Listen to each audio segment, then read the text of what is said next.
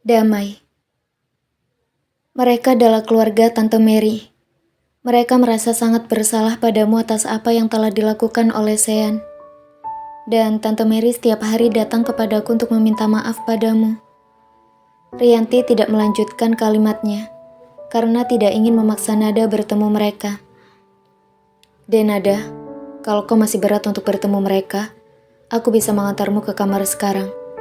Kau tidak perlu memaksakan diri untuk bertemu siapapun. Radit memberikan kecupan pada Nada, dan Radit juga merangkul tubuh Nada memastikan bahwa Nada tidak takut ataupun mengalami pasca trauma lagi. Aku tidak apa-apa kok. Aku sudah benar-benar bisa mengendalikan diriku sekarang.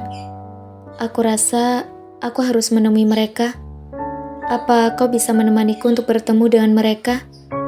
Tanya Nada sambil menatap wajah Radit dan mencoba untuk tersenyum untuk menghilangkan kepanikan Radit.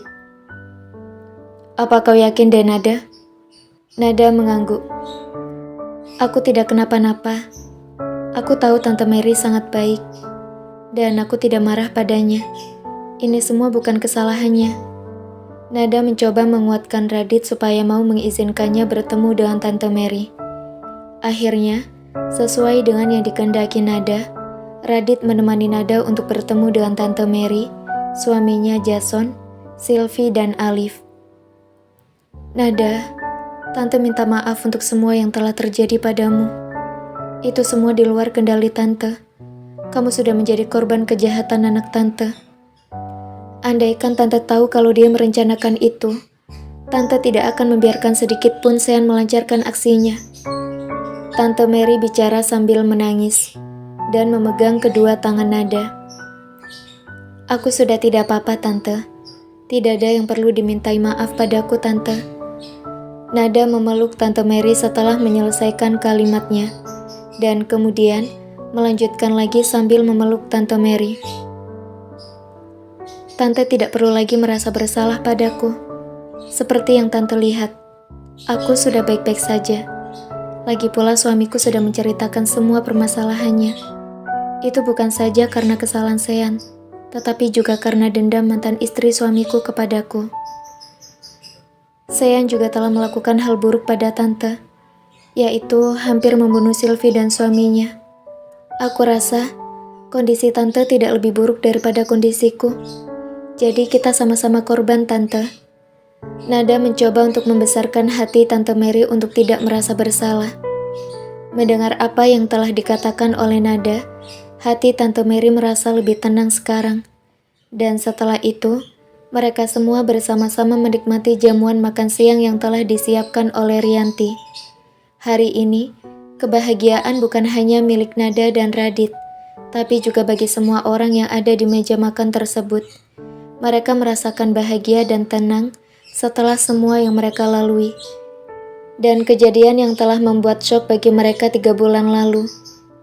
Sylvie adalah dokter yang selalu datang ke villa di puncak dan melihat kondisi Nada setiap bulannya. Satu-satunya orang yang diizinkan oleh Radit untuk melihat Nada saat itu adalah Sylvie. Jadi pertemuan di meja makan ini bukanlah pertemuan pertama antara Nada dan Sylvie setelah kejadian itu. Sylvie terus menjadi dokter kandungan yang memeriksa kandungan Nada sampai usia kandungannya mencapai waktu yang pas untuk melahirkan. Setelah meninggalkan villa dan kembali ke rumah besar, setiap bulannya, Nada dan Radit rutin mendatangi rumah sakit untuk memeriksa kondisi bayinya pada Sylvie. Semakin besar kandungan Nada, semakin lucu bayi yang ada di dalam layar monitor USG kandungan Nada. Dan membuat Radit semakin tak sabar ingin bertemu dengan mereka.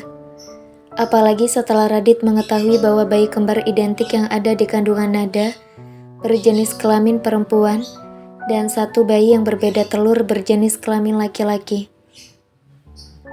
Membuat Radit semakin bersemangat untuk segera bertemu bayinya. Begitupun Rianti yang begitu semangat untuk mempersiapkan semua kebutuhan bayi. Bambang sudah menyiapkan rumah baru untuk Nada dan Radit yang baru akan mereka tempati setelah kelahiran bayinya sesuai dengan keinginan Nada. Hari demi hari mereka lalui dengan sangat bahagia. Semakin besar kehamilan Nada, semakin khawatir Radit padanya dan semakin protektif.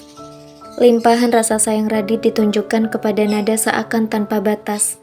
Karena ini adalah kembar 3, maka sesar tidak menunggu sampai waktu melahirkan normal. Di usia mendekati 9 bulan, Nada harus bersiap untuk melakukan sesar. Nada, kamu jangan takut ya. Aku akan masuk ke dalam dan menemanimu di sana. Radit mencoba untuk menenangkan Nada dan memegang tangan Nada yang sudah mulai dingin karena sedikit khawatir sebelum menghadapi operasi sesar. Nada mengangguk. Aku sangat mencintaimu Raditya. Aku bersyukur karena aku bisa melahirkan anak-anak dari benihmu. Mereka pasti mirip sepertimu Raditya. Mereka pasti menjadi anak-anak yang pintar dan hebat sepertimu. Apalagi anak cowokku, pasti jadi ganteng banget kayak kamu. Kamu jangan lupakan anak-anak cewekku ya. Aku akan memanjakan mereka dengan sangat-sangat manja. Mereka akan menjadi seperti princess. Dan tidak akan ada yang bisa menyentuh mereka kecuali aku mengizinkannya. Is, kamu jangan protektif begitu dong. Nanti anakku jadi perawan tua. Nada cemberut kepada Radit. Gak akan. Soalnya anak-anak aku itu cantik-cantik. Pasti banyak yang suka sama anakku. Tapi aku gak akan izinkan semua laki-laki mendekat kepada anakku. Hanya orang-orang tertentu saja yang bisa mendekati mereka nantinya. Aku akan sangat selektif memilih jodoh untuk anakku. Harus pria yang baik sepertiku. Radit tersenyum bahagia mendengar kata-katanya sendiri. Tapi kemudian Radit melihat wajah Nada yang mengernyitkan dahi seakan tidak terima dengan apa yang baru saja dikatakan oleh Radit. Kenapa kau menatapku seperti itu? Tanya Radit yang penasaran dengan arti tatapan Nada. Kau bilang baik sepertimu, bisik Nada pada Radit. Radit mengangguk. Menyekapku di dalam gedung bahkan tidak memberikanku satu lembar pakaian pun. Kau bilang itu baik. Nada mencibir pada Radit dan kemudian tergelak tawa melihat perubahan rona wajah Radit. His, yang itu kan aku berlebihan cemburu padamu. Ayolah, jangan ingat yang itu. Ingat aku yang manis-manis saja deh Nada. Bujuk Radit penuh harap kepada Nada. Tak lupa memberikan kecupan di dahi, bibir, dan semua tempat di wajah Nada yang bisa diberikan olehnya. Is, apa-apaan sih kau menciumi aku seperti itu? Apa tidak jengah kalau nanti dilihat perawat atau dokter? Protes Nada pada Radit. Biarkan saja. Aku kan mencium istriku sendiri. Radit tidak peduli dengan apa yang dikatakan oleh Nada. Tetap saja memberikan kecupan pada Nada. Nyonya Denada Aprilia, kita akan melakukan operasi sesarnya sekarang ya. Seorang perawat sedang tersenyum dan menghampiri Nada, lalu bersiap mendorong tempat tidur Nada setelah Nada mengangguk. Radit yang mendapatkan izin khusus dari Dr. Sylvie untuk masuk ke dalam ruang operasi, mengikuti perawat dari belakang.